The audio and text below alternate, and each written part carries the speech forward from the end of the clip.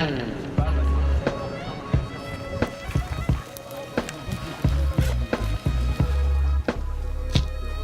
en avez une autre juste derrière là, juste sur cette coupole là, et après vous avez le M-City qui est là-bas. Quand on voit un crâne de Roa, peut-être que ça peut agresser des gens. Ici, beaucoup moins. Quand on leur a proposé de repeindre, il n'y a pas... Non, pour eux, il faut que ça reste, c'est beau et voilà. Je vis donc à Riyad, et là aujourd'hui c'est l'inauguration de Djerba Oud. Et nous avons beaucoup de chance que ce soit passé à Djerba et en plus dans notre petit village de Riyad. Le projet il est plutôt intéressant, il a redonné vie à l'endroit en général et maintenant on peut voir une activité qui n'était pas là avant.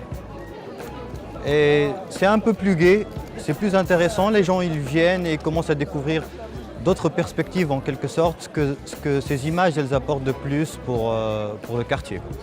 Les gens vont vraiment vivre avec les œuvres sur les murs, dans leur environnement au quotidien, contrairement à ce qu'on a l'habitude de voir dans des expositions, que ce soit en galerie ou dans un lieu plus institutionnel, où vous venez, vous regardez, et puis finalement, quelques semaines plus tard, les œuvres ne sont plus là.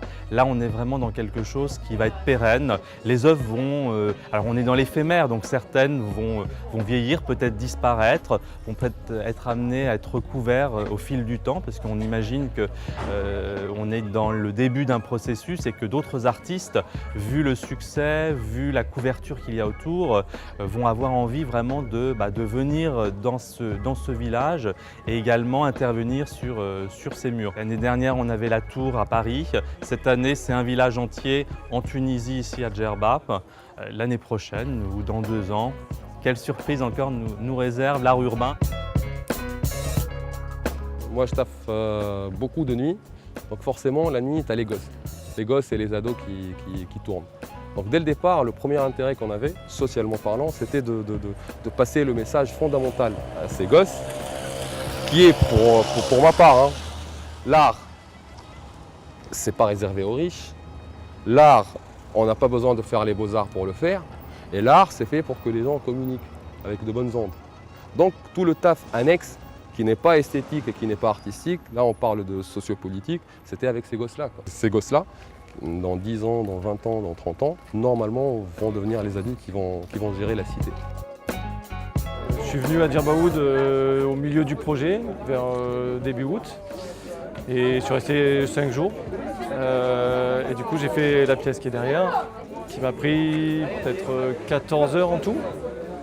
Et voilà, c'est un hommage en fait à l'artisanat tunisien. Donc ça représente un mergoum, c'est un tapis traditionnel tunisien. Donc le bilan des rencontres, beaucoup de rencontres au niveau artistique, au niveau des gens, ici, les habitants. Moi j'étais là en même temps que des artistes que je respecte beaucoup. Et humainement ça a été vraiment fort pour partager ça avec eux, dans des conditions assez extrêmes. Donc ouais, c'était un bon moment de cohésion, La soirée de l'inauguration, je pense que ça s'est bien passé. Ce qui m'a plu réellement, c'était tous les habitants du village. Tous les jeunes qui étaient là, tous les jeunes des alentours, les Djerbiens.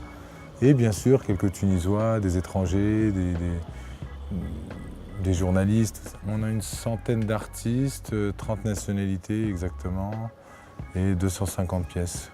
Donc s'ils veulent continuer, je suis avec eux, et s'ils veulent effacer, je suis avec eux aussi. Donc voilà, on veut déranger personne, on n'est pas là pour agresser qui que ce soit. Donc voilà, mais j'ai besoin de leur énergie en fait, sinon je ne continue pas. Vous savez, il y a un environnement ici, c'est de confronter deux choses.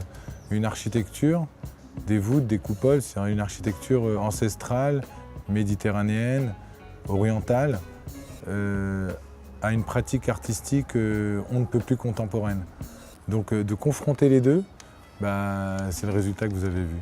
Donc ça n'a pas été fait auparavant, ni l'essai du musée à ciel ouvert n'a pas été fait non plus. Donc voilà, c'est un beau cocktail, quoi. Et il est sur la terre entière, c'est le premier mouvement totalement international. Donc il n'y a pas un lieu dédié au street art. On a la chance de pouvoir intervenir partout dans le monde. La preuve en est aujourd'hui. On est venu sur une île, pour beaucoup perdus, au milieu de nulle part. C'est ça, hein. Plein de gens ne connaissent même pas Djerba. Et pourtant, ça va, on a fait parler de tout ce qu'on a fait cet été. Et voilà.